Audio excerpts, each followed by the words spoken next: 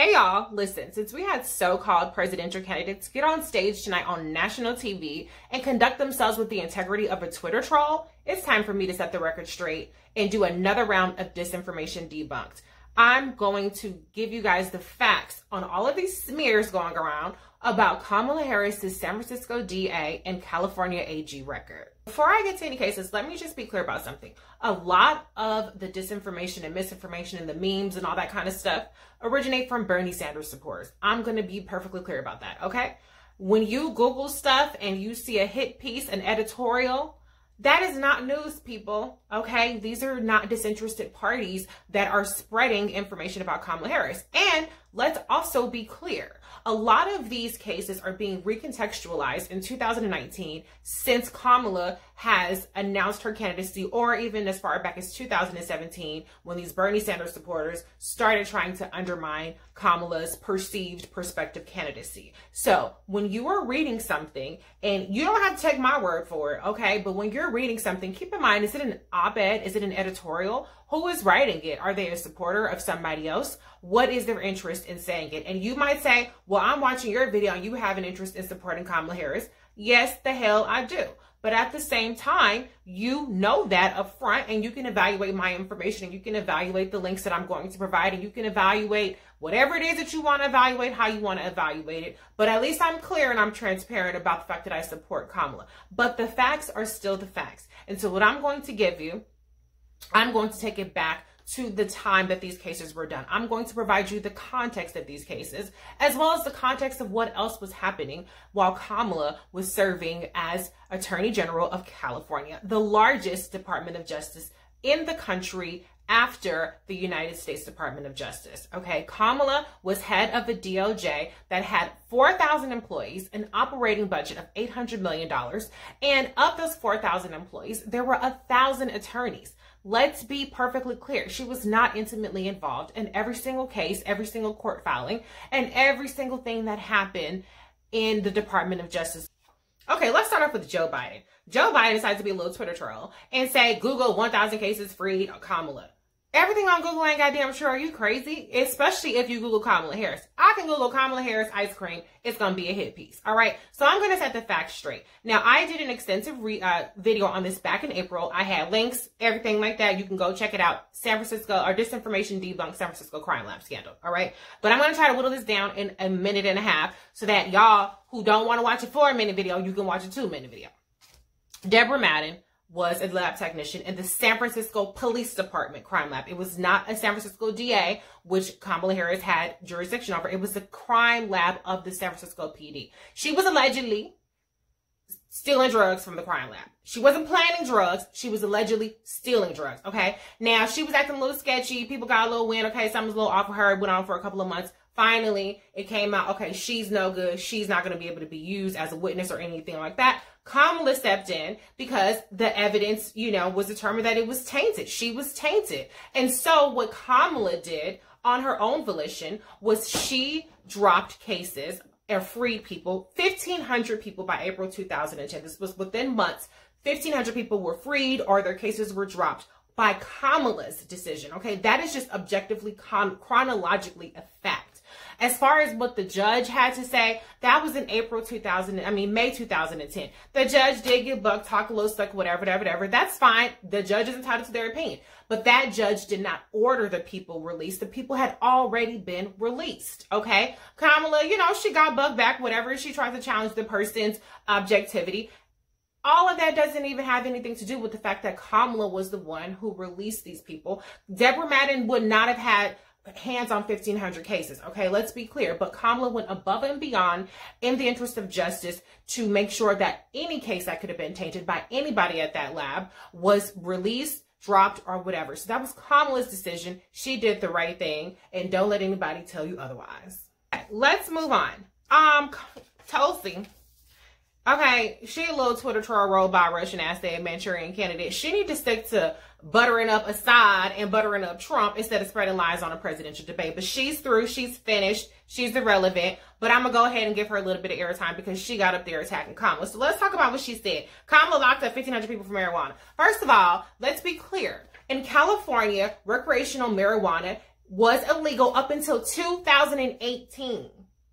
Okay? 2018. A lot of people just think California, coastal elites, whatever. California is a socially conservative state, all right? So no, recreational marijuana was not legal in California while Kamala was Attorney General. Kamala was not out there personally prosecuting people with weed. What is she supposed to do? The law is the law, okay? She cannot unilaterally and autonomously not prosecute people, all right? So this is what happened. All right, let me tell you what she did do. She created the first of its kind reentry initiative. It was the Back on Track program. She created this initiative as San Francisco DA. And what it did was for people who had low-level drug offenses, she provided them a reentry program, which allowed them, you know, housing assistance, education assistance, and vocational assistance, job assistance. And this was a program that benefited men and women, okay? And that program moved to Los Angeles and other places, and then it eventually became a statewide initiative when she became Attorney General of California. And so what Kamala was doing, she was trying to, within the confines of the fact that this was still an illegal act, give people a way to, you know, re-enter into society. She was not a zealot when it came to marijuana. And as far as the whole thing, oh, she laughed about it. What the fuck does Kamala Harris laughing about maybe having smoked a joint in an interview in 2019 have to do with 2010 to 2016? Not a damn thing. Y'all are reaching so hard right now, but let me tell you, it's not Kamala's fault that the law is what the law is. Y'all need to be talking to people like Joe Biden, who was sitting up there passing crime bills and all the other kind of stuff. And if you really want to be mad at the people of California who did not legalize marijuana until 2018. Okay? Okay, let's talk about this bogus claim that Tulsi made that Kamala Harris blocked evidence that would exonerate an innocent man on death row. That did not happen. Now, I'm assuming what she's referring to is the case of Kevin Cooper. And let me be perfectly clear. I am not making any judgments as to whether he is innocent or guilty. I'm not saying that he is guilty. So before anybody comes to my comments saying that, that's not what I'm saying.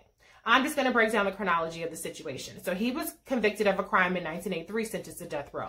2001, he was granted additional testing. That was the first time that happened for a death row inmate. And that DNA testing did not exonerate him. I'm not saying that means that he's guilty. I'm just saying that he was not exonerated by that DNA testing.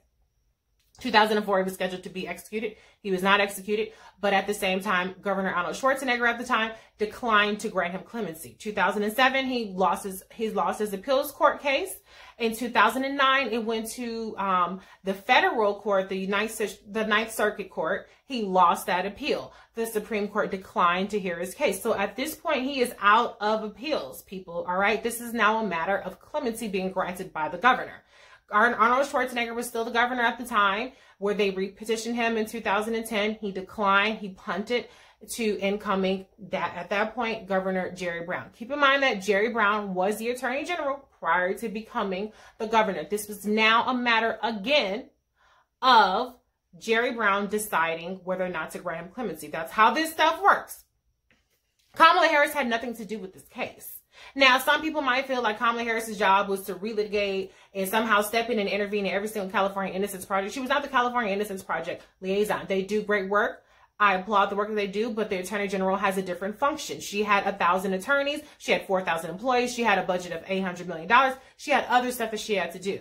This was a matter of Jerry Brown. Jerry Brown decided not to act on it, okay? Now we have Governor Gavin Newsom in California who has ordered additional testing, and I wish Kevin Cooper the best of luck with that. Hopefully, if he's innocent, he will absolutely get free, but this situation has nothing to do with Kamala. I don't understand how Kamala has inculpability for something that was decades old, that was a matter for the governor to decide, except for the fact that she's running for president and people need something to try to falsely attack her over. Okay, let's talk about this claim that Kamala advocated for cheap labor. The way they like to frame it is that Kamala Harris personally was out there saying, nah, we got to keep people locked up. We need cheap labor in California. Sometimes they throw in firefighters. Sometimes they throw in all kind of other shit. Whatever it is, it's fake news. Okay, and I'm going to tell you why. The person who wrote the filings, the court filings that advocated for this so-called cheap labor was Deputy Attorney General Patrick McKinney. Now, it's funny that nobody knows the name of the white guy who was sitting up there trying to keep people locked up. Everybody want to put Kamala Harris's name in it, but don't nobody know the person who actually wrote it. Now, How did I find out the person who wrote it? Because I looked at articles from way back then. And guess who was named in the article? Patrick McKinney.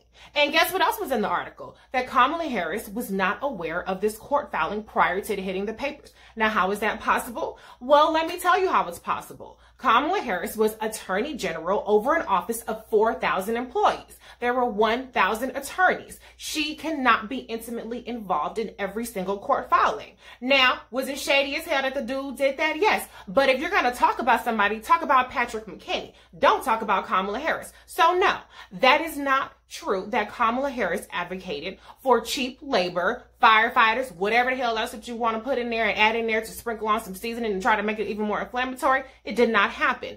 And at the time, I'm not talking about 2019, I'm talking about when it came out, Kamala Harris disavowed that, and I'm sure she handled that, okay? So let's be clear. And on top of all that, Patrick McKinney's dumbass lost his court filing. So it had absolutely no implications and no impact on anybody being held in prison.